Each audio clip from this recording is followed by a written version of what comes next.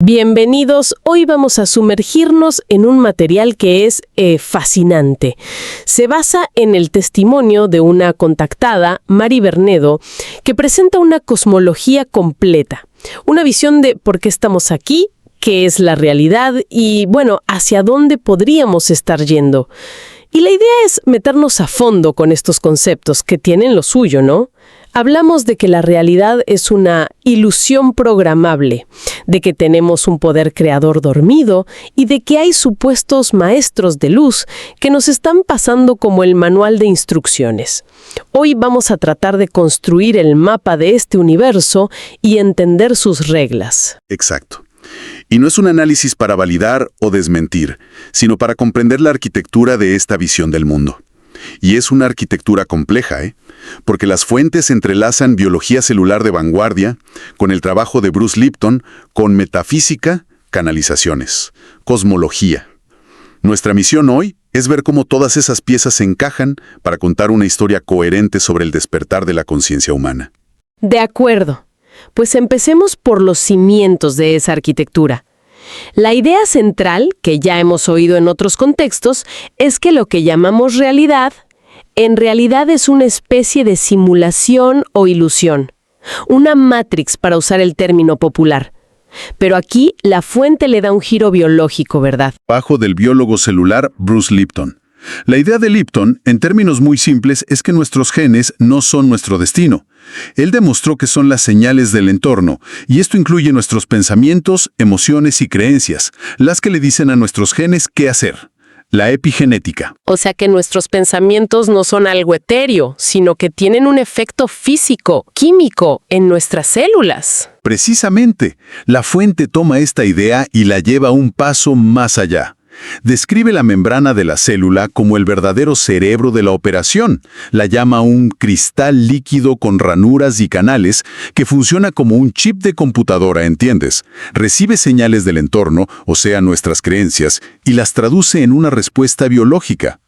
Según este material, si tu biología responde a tus creencias y tu realidad es un reflejo de tu estado interior, entonces para cambiar el mundo de afuera, primero tienes que reprogramar el chip de tus células.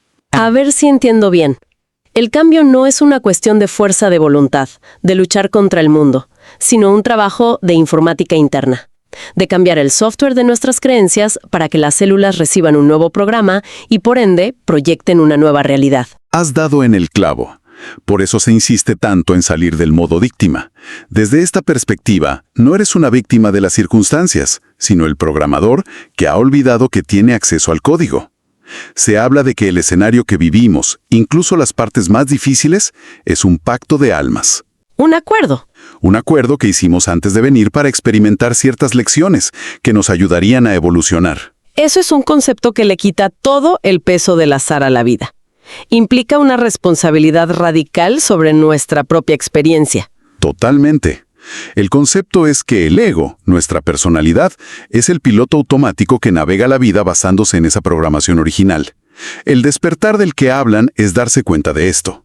Es como si el verdadero piloto, la conciencia, de repente entrara en la cabina y dijera, «Ok, gracias por llevar el avión hasta aquí, pero ahora tomo yo los mandos». Ajá. Y ese nuevo pilotaje se basa en la compasión, el perdón y la solidaridad, ya no en la reacción y el miedo. Ok, si nuestra realidad es un software y nosotros somos los programadores que lo hemos olvidado. Eso nos lleva a la pregunta del millón.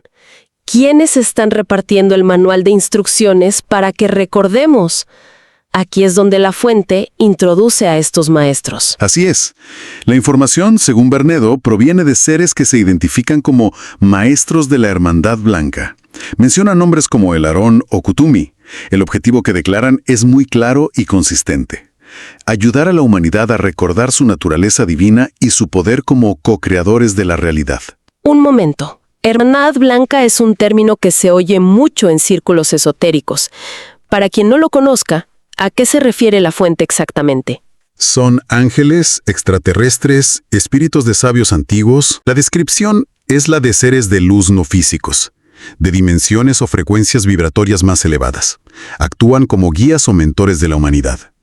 No se presentan como dioses a los que adorar, sino más bien como como hermanos mayores que ya han pasado por el proceso evolutivo que la Tierra está comenzando ahora. Entiendo. Su función es ofrecer una perspectiva más amplia, no dar órdenes ni interferir con nuestro libre albedrío. ¿Y todo este esfuerzo de guía, para qué? El objetivo final parece ser la creación de una nueva línea de conciencia de unidad, que a veces llaman la quinta D. Esto suena muy a ciencia ficción. ¿Podemos traducirlo? ¿Es un lugar físico? ¿Un estado mental? ¿Cómo lo experimentaría una persona en su día a día? Es una excelente pregunta, porque es un concepto muy abstracto. No se trata de un lugar al que nos mudamos. Es un cambio de percepción. Imagina que ahora vemos el mundo en blanco y negro, bueno o malo, correcto o incorrecto, tú o yo. Vivimos en la dualidad, en la separación. Claro. La quinta D, o quinta dimensión, sería como empezar a percibir la realidad en una gama completa de colores. No es que el blanco y el negro desaparezcan, sino que entiendes que son solo dos tonos dentro de un espectro infinitamente más rico y unificado. ¿Y en la práctica eso qué implicaría? Implicaría el fin del juicio. Dejarías de ver a los demás como otros separados de ti. Se activaría una empatía profunda, casi telepática. De hecho, la fuente afirma que al sintonizar con esta frecuencia más alta, se activan de forma natural habilidades latentes.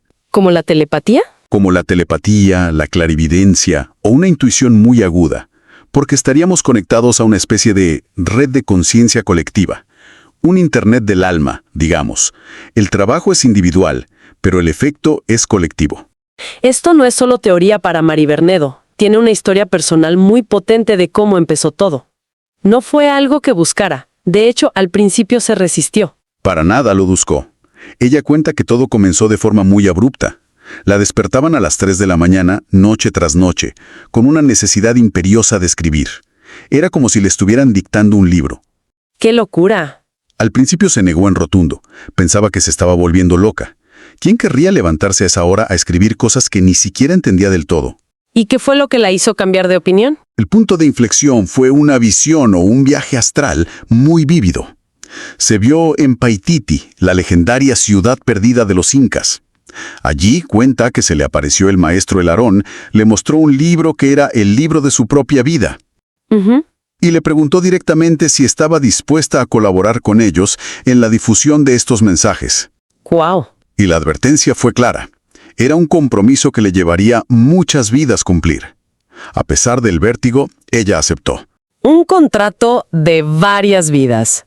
Eso es un compromiso serio. Y me llama la atención que incluso después de aceptar, su proceso para compartir los mensajes es muy cuidadoso. No es como recibir un email y darle a reenviar. No, y este es un punto crucial de su método. Ella describe el proceso en dos fases. Primero, recibe la información, a menudo en escritura automática, sin que pase por su mente racional. Es una pura transcripción. Pero luego viene la segunda fase, que puede durar semanas. Ella no comparte nada hasta que no ha sentido el mensaje en su corazón. ¿Qué significa sentirlo en el corazón?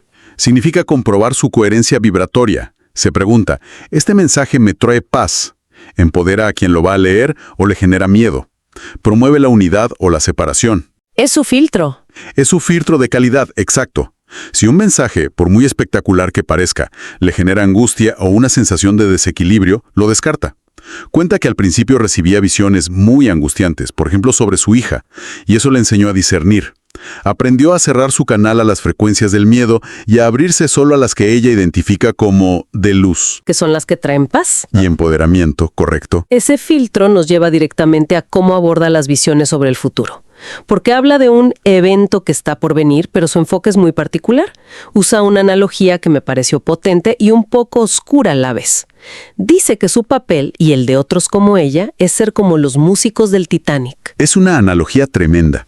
A primera vista suena fatalista, ¿no? Porque todos sabemos cómo acabaron los músicos. Pero el punto que ella subraya no es el destino del barco, sino la función de la música. Mientras el caos reinaba y el barco se hundía, la orquesta seguía tocando para mantener la calma, para elevar el espíritu. Claro. Para que el pánico no se apoderara de todo. La instrucción que recibe es esa. No te centres en el cataclismo, en el barco hundiéndose, sino en mantener tu propia vibración alta y serena, porque esa música ayuda a estabilizar la energía del colectivo. Pero seamos claros. La fuente sí menciona visiones de catástrofes, volcanes, bolas de fuego, y al mismo tiempo habla de lugares como Monte Shasta en California o Erx en Argentina como futuras ciudades intraterrenas que se abrirán. ¿Cómo cuadra una cosa con la otra? Es una salvación física.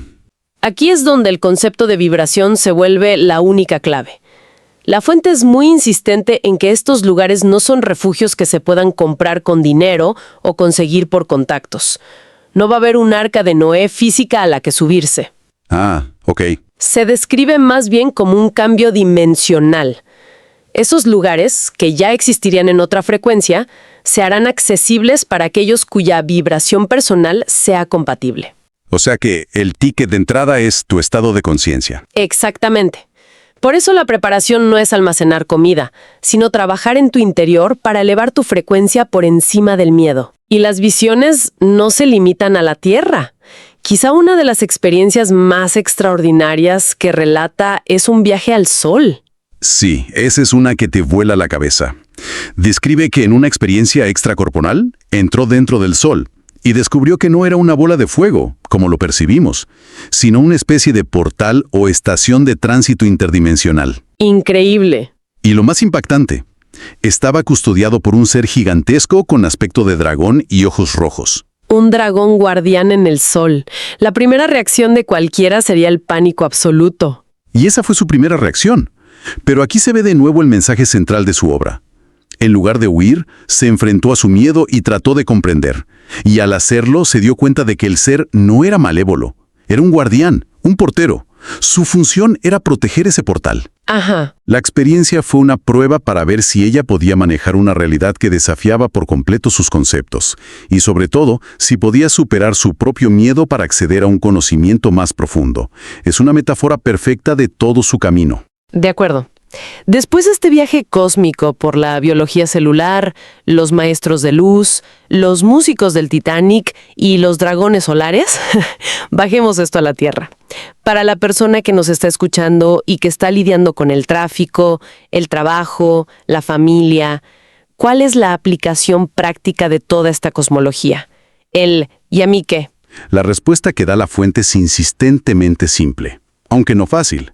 El camino es siempre hacia adentro.